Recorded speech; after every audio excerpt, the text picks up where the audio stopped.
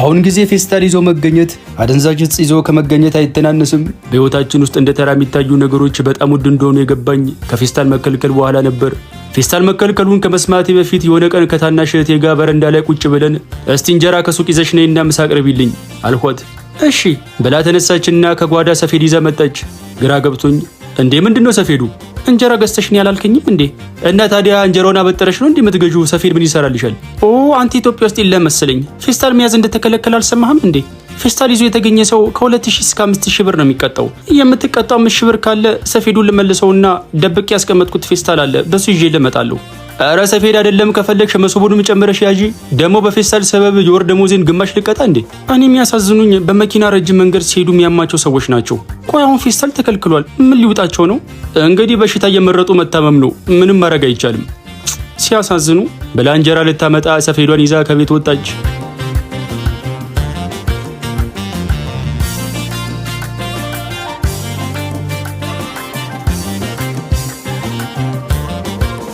ከጓደኞቼ ጋር ቁጭ ብለን እያወራን ነው። ሁልጊዜ የሚያማርር አማረ የሚባል ጓደኛ ያለን ዛሬም እንደወትሮ ተክቶ እያማረረ ነው። ስምን መልአክ ያወጣል የሚባለውን አባባል ስሰማ እንዲህ ጨጓራዬ እንደሚቃጠል እኮ። እንዴ ለምን? ለስሙ ስም ያማረ ነው፣ ግን ሁሌ ድሌ እንደጠመመ ነው። በቃ ወይ ምናልባት ያንተን ስም ያወጣል የተጣለው መልአክ ይሆናል ብለነው ትንሽ ተሳሳቅንና ቆያው ምን ገጥሞ ነው እንደዚህ የምታማርረው አለው አንደኛው ጓደኛችን። ያልገጠመኝን ነገር ብትጠይቀኝ አይሻልም? ቆይ እሺ ለምሳሌ ምን? ባለፈው የሆነ የጥርስ ሳሙና ከውጭ ኢምፖርት ባረግ ሰው እንዳለ ከሰል ጥርስ ያነጻል ብሎ ሳሙናውን ትቶ ጥርሱን በከሰል መፈቅፈቅ ጀመረ። አይ እንደዚህ ከሆነማ ብዬ የጥርስ ሳሙና ማስመጣቱን ተውኩና ከሰል ማከፋፈል ስጀምር በከሰል ጥርስ መፋቅ የጥርስ መስታወት ይነካል ብሎ ሰው እንዳለ ጥርሱን በከሰል መፋቅ አቆመ። ይሄው አሁን ደግሞ ፌስታል ማከፋፈያ ሱቅ ስከፍት እኔን ጠብቆ በፌስታል መጠቀም ተከለከለ። እርግጠኛ ነኝ ደግሞ ፍራሽ ማከፋፈል ብጀምር ሰው እንዳለ ፍራሽ ላይ መተኛት ለወገብ ጸር ነው ብሎ መደብ ላይ መተኛት ይጀምራል። ታዲያ ከዚህ በላይ ድል ጠማማነት አለ ብሎ ማማረር ጀመረ። ወይ በቃ ስምን ካማረ ወደ አማረር አስቀይረዋ። እውነትህን ነው፣ እሱ ሳይሻለኝ አይቀርም። እኔ መልህ ግን ከዚህ ሁሉ ጣጣ መኪና አለ አይደል? ለምን እንደኔ ያንጎ መስራት አትጀምርም? ትክክል። ማንጎ ከክፍለ ሀገር እያስመጣው እዚህ ማከፋፈል ብጀምር ሳይሻል አይቀርም።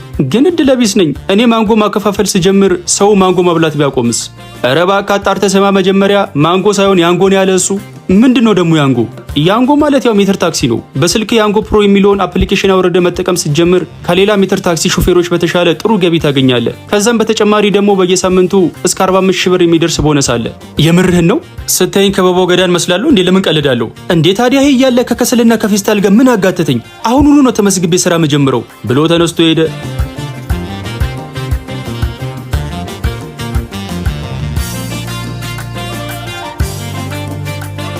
ሀገራባን ብዬ እጄን የጃኬቴ ኪስ ውስጥ ከትቼ እያፏጨው የተራመድኩ ነው። ድንገት ትከሻዬ ላይ የሆነ እጅ አረፈ። በድንጋጤ ወደ ኋላ ዞርኩ። አንድ እንደ ሰንደቅ ዓላማ መስቀያ ዘንግ የረዘመ ልጅ ፊት ለፊት ቆሞ እዮብ ዘማርያም አንቲ ጥበብ አድባር ጽሁፎች እኮ እንዴት እንደሚመቹኝ ጥበብ ድምጽ ማጉያ ይዛ ከናባት ስምን የጠራች በጣም ነው ማደንቅ። ፈርምልኝ። በጣም አመሰግናለሁ የኔ ጌታ። ለጊዜው ግን ያስኩት እስክሪብቶ ቀለሙ አልቋል። ምን ይሻላል? ለዛሬ ጻፍልኝ፣ ለነገ ገዛለሁ ብለህም ቢሆን ፈርምልኝ እንጂ መቼም የማላገኘውን እድሌንም አላስመልጥም። ወይ ካልሆነ ለምን ፎቶ አንነሳም? እሱማ የተባረከን የተቀደሰ ሐሳብ ነው። ከወረቀት ጋር የተቆራኘው ሰው ስለሆንኩ ከፎቶ ይልቅ ፊርማ ይመሮ ላይ ቀድሞ ስለሚመጣ እኮ ነው። እሺ በቃ እንነሳ ብሎ ከኪሱ የሆነ ስልክ አወጣና በአፉ ትንፋሽ እየሰጠ ካሜራውን መጠራረግ ጀመረ። ካሜራውን እየጠረገ ከ5 ደቂቃ በላይ ቆየ። እሱ ካሜራውን ጠርጎ ሳይጨርስ መንገድ የሚያጸዱ እናቶች አንድ ሙሉ አስፋልት ጠርገው ጨረሱ። ወንድሜ በቃ ጠርገ ስጨርስ ጥራኝ፣ በየቁጥሬ ሰጥቼው ሊሄድ ስል ፎቶአችን ጥራት እንዲኖረው እኮ ነው። በቃ ጨርሻለሁ፣ ይኸው ፈገግ በል ብሎ ስልኩን ፊት ለፊት የደቀነው። የስልኩ ስክሪን ውስጥ ራሴን ብፈልግ አጣሁት።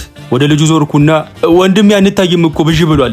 ይህንንም ያህል የጠራው ስለጠራረኩት ነው ብሎ የስልኩን ስክሪን 2 ጊዜ ተጫነውና ፈገግ ብሎ በቃ ተነስተናል አለና ስልኩን ወደ ኪሱ ከተተው።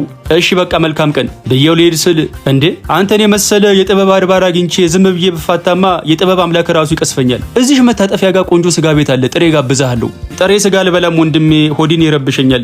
በዛ ላይ ደግሞ ሮብ ነው፣ ጾም ነው። በቃ አሳ ነገር ትሞክራለህ። ኧረ እሱም ጾም አለው። በቃ ሽምብራ አሳም ቢሆን ትበላለህ ብሎ እንደ ሕፃን ልጅ አንድ እጄን ይዞ እየጎተተኝ ይዞኝ ሄደ። እኔም በልቤ ምን ጉድ ነው የገጠመኝ እያልኩ ተከተልኩት።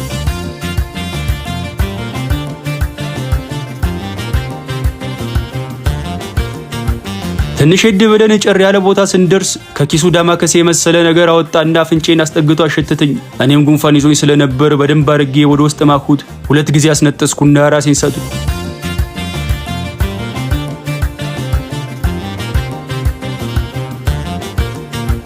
ከሰመመኔ ስነቃ ዲፕሎማት ሊቀበል እንደተዘጋጀ ቀይ ምንጣፍ ራሴ መሬት ላይ ተዘርግቼ ያገኘሁት። በድንጋጤ የተነሳውና ቆምኩ። እጄን በፍጥነት ወደ ኪሴ ስሰደው ከሁለት ቀን በፊት አልበላም አልጠጣም ብዬ የገዛሁት አይፎን 40 ፕሮ ማክስ ስልኬ የለም። ቆዘምኩ። ምን አለ መልእክተኛው ድንገት እያለፈ አይቶኝ የመኪናውን መስታወት ሸርተት አድርጎ በጠረኝ ስል ተመኘው። ተስፋ ቆርጬ ባለሁበት ቁጭ አልኩ። ድንገት የለበስኩት ጃኬት የውስጠኛው ኪስ ላይ የሚቆረቁር ነገር ተሰማኝ። ምንድነው? በየእጄን በፍጥነት ወደ ኪሴ ሰደድኩና ሳወጣው ቀደም ልጁ ይዞት የነበረው የተሰባበረ ስልክ ነው። ከስልኩ ጋር አብሮ የተጣጠፈ ወረቀት አለ። ከፍቼ ያነበብኩት ፎቶ መነሳት ስትፈልግ ካሜራውን በደንብ መጠራረግ እንዳረሳ ይላል።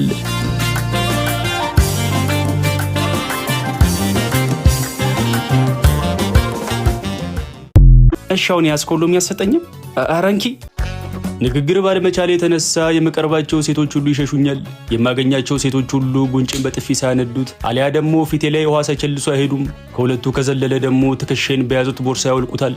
አንደኛዋ ቴክስት ላይ ስታወራኝ እኮ ኩል መስለኸኝ ነበር፣ ለካ ኮልኩሌ ነህ ብላ ፊቴ ላይ ውሃ ቸልሳ ትሄዳለች። ግራና ቀኜን አይና ብርጭቆ ውስጥ የተረፈውን ውሃ አንስቼ እጠጣለሁ። ሌላኛዋ ደግሞ ስትታይ እጅ የምታስቆረጥም ሰው ነው የምትመስለው፣ ወሬ ግን እጅ ነው የሚለው ምን ይመስላል ብላ ግራ ጉንጬን በጥፊ ታነደዋለች። እኔም ግራህን ለመታ ቀኝን ስጠው ሚለውን የፈጣሪ ሕግ ለማክበር ያልተመታው ቀኝ ጉንጬን እንድትደግመኝ ዞርላታለሁ። እሷም ያለምንም ርኅራኄ አዙራብኝ ትሄዳለች።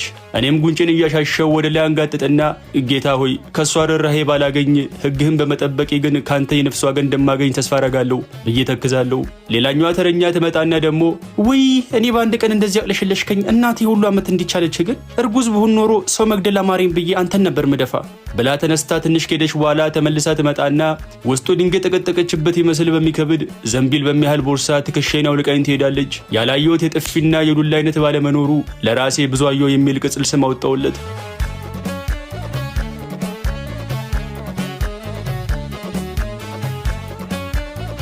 ጓደኛዬ ቤት ቁጭ ብለን እያወራን ነው።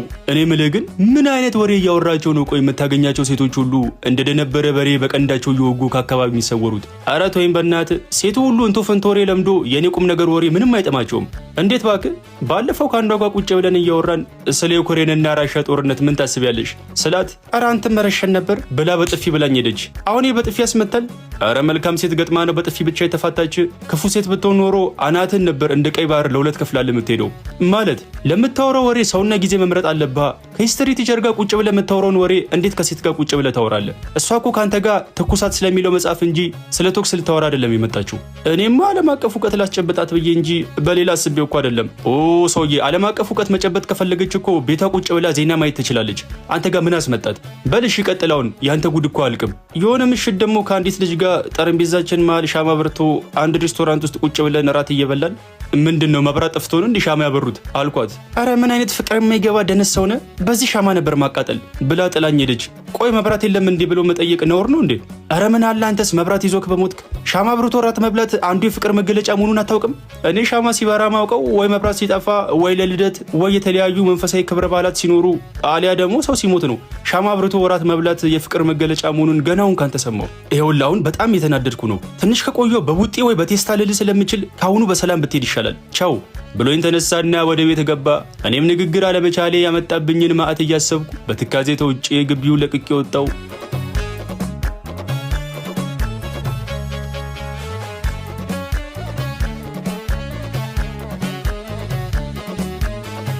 ከእቴ ጋር ሳሎን ቤት ቁጭ ብለን እያወራን ነው።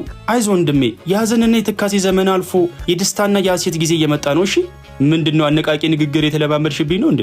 የምሬን እኮ ነው። ካሁን በኋላ እኔ ምልን ከሰማ አንዲት ሴት እንኳን በጥፊ ብላ በተቀመጥክበት ትታት አትሄድም።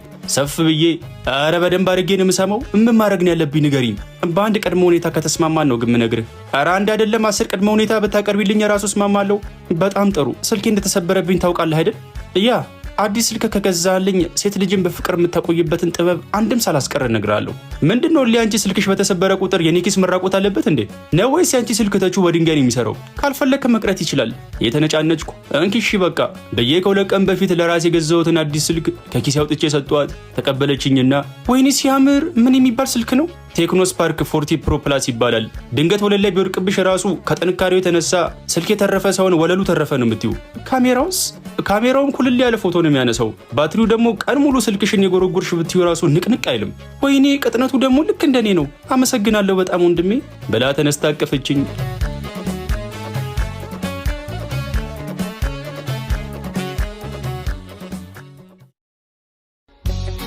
እህቴ አንብቤ ላይ ጠቆመችኝን በተቃራኒ ጾታ ግንኙነት ዙሪያ የሚያጠነጥኑ መጻሕፍትንና ሴት ልጅ ፊት ሲኮን የሚወራ ወሬን የሚያስጠኑ ቪዲዮዎችን ተግቼ ማንበብና ማየት ጀመርኩ። ከረጅም ጊዜ ንባብና ትጋት በኋላ ዘለግ ላለ ጊዜ በስልክ ሳወራት ከነበረችው ሙና ከምትባል ልጅ ጋር ለመገናኘት ቀጠሮ ያዝን።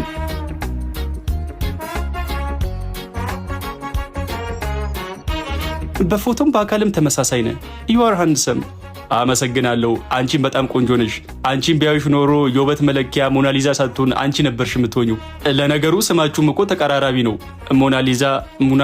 ኦ you are so sweet። አንደበት የሚወጡት ቃላት ሲጣፍጡ። አመሰግናለሁ። የሚገርምሽ ብዙ ሴቶች ንግግሬን ይወዱታል። አብዛኞቹ ንግግሬን ከመውደዳቸው የተነሳ አፈማር እያሉ ነው የሚጠሩኝ። እውነታቸውን እኮ ነው። አንደበት ማርማር ነው የሚለው። ኮራ ብዬ አመሰግናለሁ። እኔ ምልህ ምን የምታደርግልህ ሴት ናት ደስ የምትልህ? ኧረ እኔ እንጃ አስቤበት አላውቅም። የምርህን ነው? ከምር ምናልባት ድንገት ስለጠየቅሽኝ ይሆናል በመለስ የከበደኝ። እኔ ግን ምን አይነት ወንድ ደስ እንደሚለኝ ታውቃለህ? እቅፍ አድርጎ ጸጉሬን ይደባበሰ የሚያስተኛኝ ወንድ። እዚህ አንቺ ጸጉር በደባበሰው ህንድ ወይ ብራዚል ያለች ሴት እኮ ናት እንቅልፍ የሚወስዳት ማለት አለች ኮስተር ብላ። ማለቴ ያው ያደረችው ጸጉር ባለቤትነቱ የብራዚላዊት ወይ የህንዳዊት ሴት ነው ብዬ ነው። ምን ነው ልሰድበኝ ነው እንዴ ጠራኸኝ? አንተም ብሎ አፈማር ብላ የለመድኩትን ጥፊ ያልሳኝ ሄደች። ደህና እጄ መጨረሻ ላይ ወሬውን አበላሸሁት። በራሴ ተበሳጨውና ያልተመታ ጉንጬን በራሴ መዳፍ በጥፊ አጮልኩት።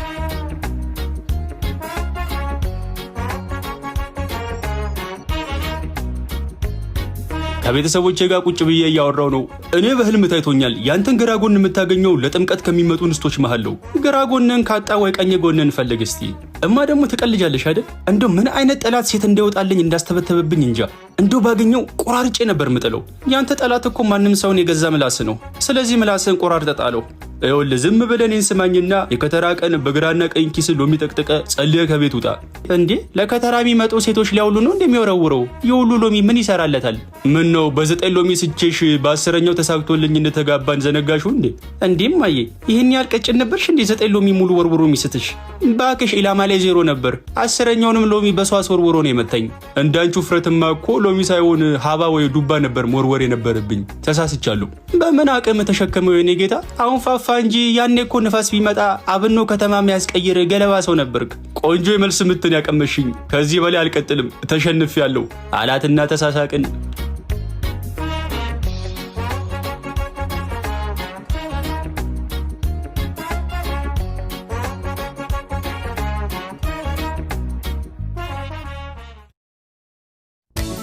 የከተራ ቀን የበዓሉ ድባብ ደስ ይላል። አስፋልቱ ነጭ በለበሱ ሰዎች ተሞልቶ ከተማ ውስጥ ወተት የተደፋ ይመስላል። የበዓል ልብሴን ለብሼ አረንጓዴ ሎሚ በእጄ ይዤ አንድ ጥግ ላይ ቆሜያለሁ። በልቤ ጌታ ሆይ በንግግር የማትገምተኝና የማትማረርብኝን እስከ ሕይወቴ ፍጻሜ ድረስ አብራኝ የምትዘልቆን ግራ ጎኔን ስጠኝ አሜን ብዬ ጸለይኩና በዓይኔ ወጭና ወራጁን መቃኘት ጀመርኩ። ድንገት አንዲት የምታምር ሴት ዓይኔ ውስጥ ገባች። ጌታ ሆይ የጸሎቴ ምላሽ እዚሁ ሰጠኝ። እዚች ላይማ መወርወር አለብኝ ብዬ ልሄድ ስል የሆነ ጎረምሳ ከኋላዋ መጣና እጇን እጁ ውስጥ ቆልፋ ተያይዘው ሄዱ። እኔም ወደ ነበርኩበት ቦታ ተክዤ ተመለስኩ።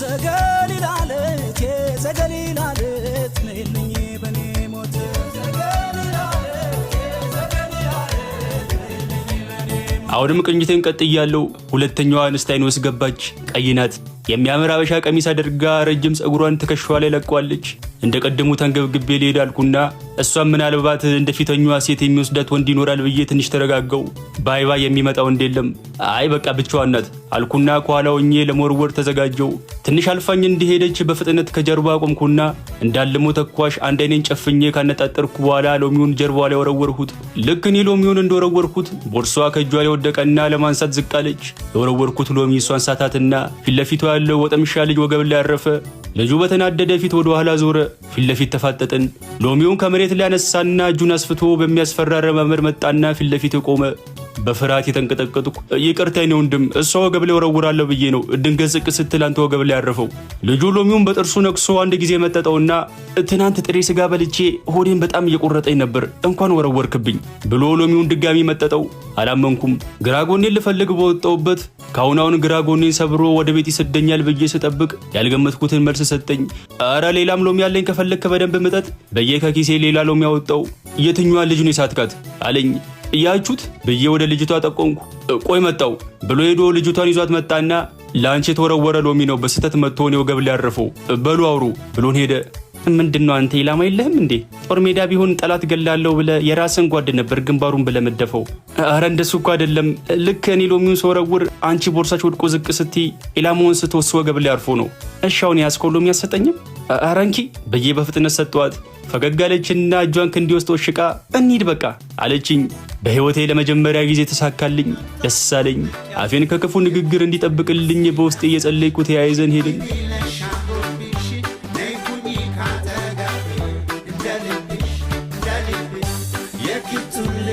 ለብሰሽ ሽክ ብለሽ አምሮብሽ ነይ ሁኚ ካጠገቤ እንደ ልብሽ